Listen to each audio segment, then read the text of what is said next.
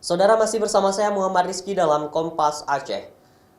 Meski di tengah pandemi COVID-19 di Aceh, permintaan daging di hari kedua megang terus meningkat. Pedagang mengaku dalam sehari mampu menghabiskan 2 ekor lembu untuk dijual kepada masyarakat.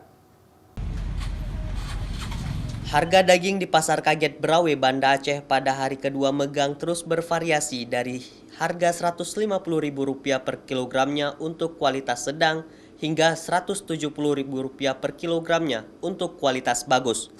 Sayangnya sejumlah pedagang dan pembeli di Pasar Daging Berawe, Banda Aceh masih kurang menerapkan protokol kesehatan seperti memakai masker dan menjaga jarak saat membeli daging.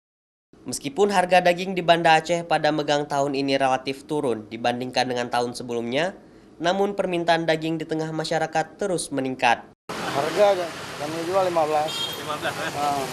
Mungkin ada yang 16 atau sebagainya? Nggak ada kan? Rata-rata 15. Ada juga. Cukup. Potong banyak stok. Permintaan banyak kan? Permintaannya aja.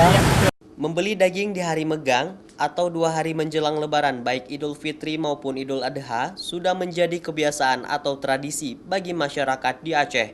Sehingga tak heran jika masyarakat berbondong-bondong memburu daging meskipun di tengah pandemi COVID-19. Syahril, Kompas TV, Banda Aceh.